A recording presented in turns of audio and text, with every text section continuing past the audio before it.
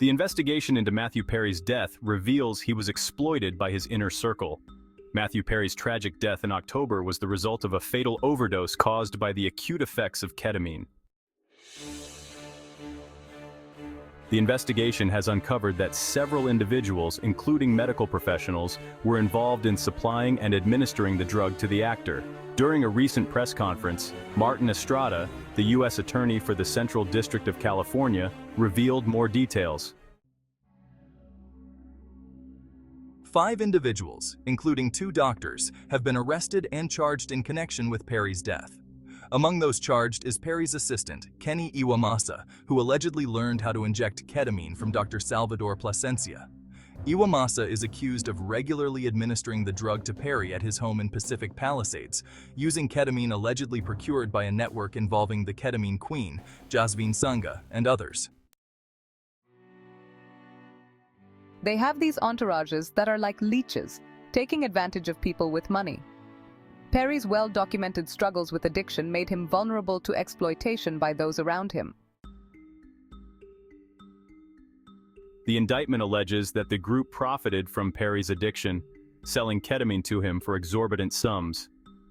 Plasencia and Dr. Mark Chavez, both licensed physicians, are said to have conspired with Sangha and her associate, Eric Fleming, to provide the drug, with Plasencia even expressing callous disregard for Perry's life in text messages with Chavez.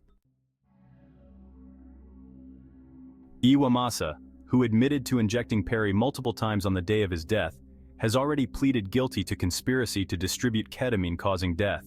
According to the indictment, he administered the drug to Perry at least 18 times in the days leading up to his passing. Sangha, who reportedly maintained a stash house for drugs in North Hollywood, has also been charged with several offenses, including conspiracy to distribute ketamine, possession with intent to distribute methamphetamine, and maintaining a drug-involved premises. If convicted, she faces a minimum of 10 years in federal prison. This case has drawn comparisons to other high-profile drug-related deaths, with experts noting that federal prosecutors are increasingly targeting those who supply drugs that result in fatal overdoses. Rither Alabra, a former New York prosecutor, emphasized the significance of federal involvement in such cases, pointing out the harsh penalties that come with federal charges. Matthew Perry, beloved for his role on Friends, was found dead on October 28 at his Los Angeles home. He was 54. Matthew Perry's family has broken their silence following the criminal charges brought against 5 individuals in connection with the actor's tragic death at the age of 54 last October. In a statement shared with USA Today on Thursday, the Morrison family expressed their grief and appreciation for the efforts of law enforcement. "We were, and still are, heartbroken by Matthew's death, but it has helped to know law enforcement has taken his case very seriously," the statement reads. "We look forward to justice taking its course, and we're grateful for the exceptional work of the multiple agencies whose agents investigated Matthew's death. We're hoping unscrupulous suppliers of dangerous drugs will get the message." Perry's stepfather, Keith Morrison, a longtime correspondent for Dateline, has previously spoken about the profound impact of the loss, particularly on Perry's mother, Suzanne Perry. Morrison, who married Suzanne in 1981, shared in a March interview on the Making Space with Hoda Kotb podcast that Perry's passing has been an enduring struggle. "It's with you every day, it's with you all the time, and there's some new aspect of it that assaults your brain," Morrison said. Morrison also reflected on Perry's relationship with his mother, noting that they had grown closer in the years leading up to his death. "Towards the end of his life, they were closer than I'd seen them for decades. He was happy and he said so.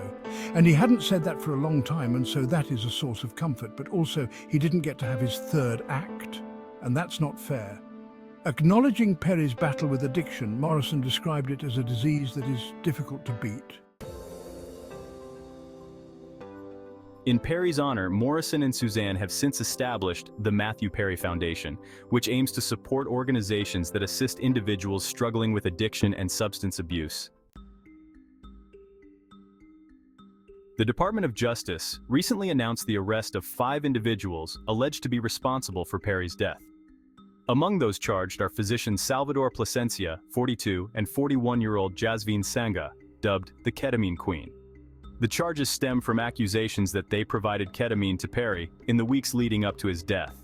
Perry's assistant, Kenneth Iwamasa, and 2 others, Dr. Mark Chavez and Eric Fleming, were also implicated. Iwamasa and Fleming have pleaded guilty to charges related to the distribution of ketamine, with Fleming also admitting to a charge of distribution resulting in death. The penalties for the defendants range from 10 to 25 years in prison. Authorities allege that on the day of Perry's death, Iwamasa administered ketamine to the actor, as he had done on several occasions without proper medical training. The ketamine used was reportedly supplied by Fleming and Sangha and delivered under Plasencia's instructions. On October 28, 2023, Los Angeles Fire Department responders found Perry unconscious in a jacuzzi at his Pacific Palisades home. He was pronounced dead shortly after. A December autopsy report confirmed that Perry's death was caused by the acute effects of ketamine, with drowning, coronary artery disease, and buprenorphine use also contributing.